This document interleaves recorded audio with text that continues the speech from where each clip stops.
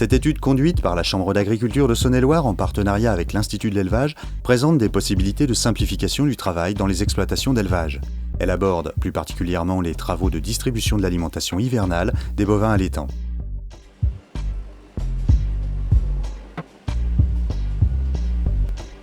La simplification des tâches de distribution de l'alimentation hivernale peut être envisagée différemment selon la nature des fourrages disponibles sur l'exploitation. Lorsqu'on dispose de fourrage humide ensilé, associé ou non à d'autres fourrages secs, on peut avoir recours à des systèmes mécanisés pour la distribution des fourrages.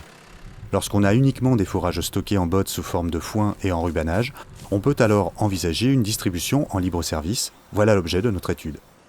La mise à disposition des fourrages en libre-service permet d'organiser son temps de travail différemment. Nous avons voulu mesurer les effets sur les animaux de cette simplification du travail d'astreinte en ne remplissant les râteliers qu'une fois par semaine. Nous avons conservé une distribution quotidienne de concentré qui permet de bloquer les vaches chaque soir afin de prendre leur température corporelle pour la surveillance des vélages. L'expérimentation a permis de comparer deux lots de vaches semblables qui vélaient au cours du mois de décembre. Le lot témoin a reçu une alimentation rationnée distribuée quotidiennement. Le lot expérimental disposait de balles de fourrage en libre service, 50% foin et 50% en rubanage, stade assez tardif.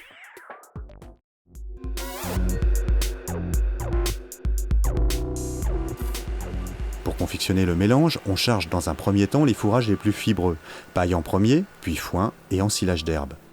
Pendant le chargement, l'utilisation du système de pesée est déterminant puisqu'il permet d'ajuster avec précision le remplissage de la mélangeuse. Le temps consacré à la préparation du mélange dépend de la durée d'acheminement des ingrédients. L'éloignement des différents lieux de stockage peut entraîner des temps de transport importants. Dans le cadre des expérimentations, nous sommes amenés à peser précisément tous les ingrédients de la ration. Nous pouvons ainsi établir des bilans précis sur les quantités d'aliments distribués.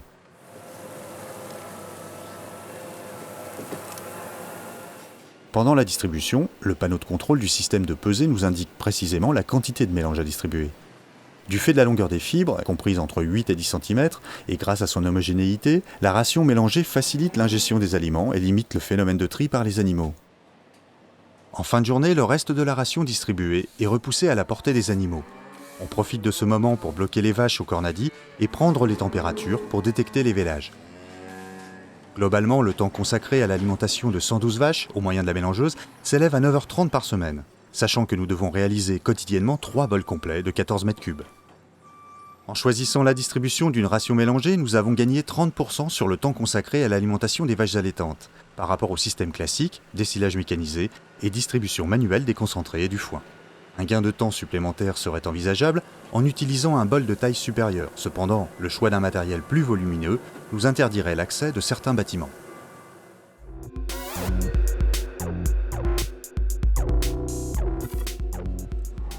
Nous avons conçu et adapté sur la stabulation existante un dispositif d'approvisionnement des fourrages en fond de case de type libre-service. Le couloir qui sert habituellement à déplacer les animaux est désormais occupé par des plans inclinés. Ils sont réalisés avec des barrières qui reposent sur le sol côté box et surélevées par des traverses de chemin de fer côté filet.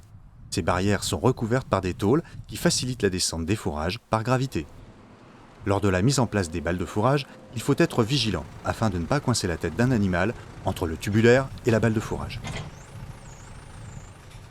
Au remplissage du libre-service, le temps consacré à couper les ficelles est le plus important. Dans le cadre de l'expérimentation, tous les ingrédients sont pesés, ce qui explique les perforations du film plastique sur les balles d'enrubanage. L'enrubanage utilisé ici a été récolté fin mai à début juin 2006. Il est de qualité moyenne avec 0,68 unités fourragères par kilo de matière sèche. Il titre 70% de matière sèche. Pour 14 vaches, nous avons mis en libre service 4 balles de foin et 4 balles d'enrubanage pour une semaine, sur 12 mètres de long. Le premier jour, les vaches se jettent sur le fourrage le plus appétant. Au fil de la semaine, la fréquentation du libre-service reste régulière. Chaque soir vers 17h, nous distribuons les concentrés. Ce lot de vaches qui a vélé au mois de décembre reçoit du blé aplati et du tourteau de colza. On en profite pour bloquer les vaches au cornadi afin de prendre les températures pour détecter les vélages.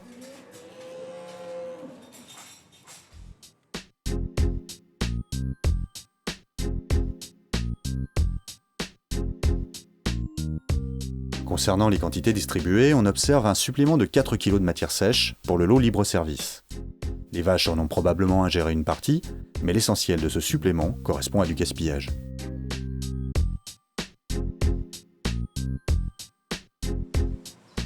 Afin d'évaluer l'impact du dispositif technique sur le gaspillage, une expérimentation similaire a été conduite sur un lot de génisses de 2 ans. Dans cet essai, nous avons remplacé le système de barre au garrot utilisé pour les vaches par un système à barre oblique.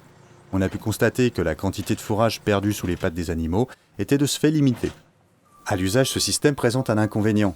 Les balles de fourrage qui reposent sur les tubes du dispositif condamnent l'accès des animaux aux emplacements prévus entre les tubes, le temps que les bottes soient suffisamment entamées.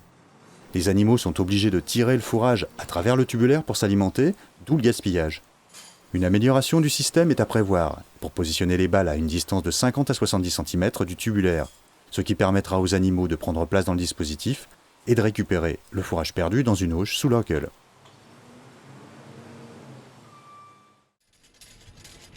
Les résultats de cette première année d'expérimentation sur les 2 lots libre-service qui valaient l'un en décembre, l'autre fin janvier, tracent des perspectives de travaux à conduire. Dans les 2 cas, le niveau de gaspillage observé est trop important, d'autres dispositifs sont à l'étude pour le limiter. Les performances observées sur les animaux sont identiques, aucun problème n'a été détecté, ni sur les veaux, ni sur les vaches. L'utilisation de 2 fourrages de valeur alimentaire assez proches a certainement limité l'impact sur la variation de la qualité du lait, qui aurait pu, dans le cas contraire, occasionner des problèmes de diarrhée sur les veaux. Cet aspect sera testé prochainement. Les exploitations qui disposent de fourrage sec peuvent envisager la technique du libre-service avec des stocks sécurisés et la mise en œuvre de systèmes de distribution qui limitent le gaspillage. Dans une configuration d'exploitation semblable à celle de Jalony, le temps consacré à la distribution de l'alimentation de 112 vaches serait de 6h30 par semaine, soit 3 heures de travail en moins par rapport au temps passé en utilisant la mélangeuse.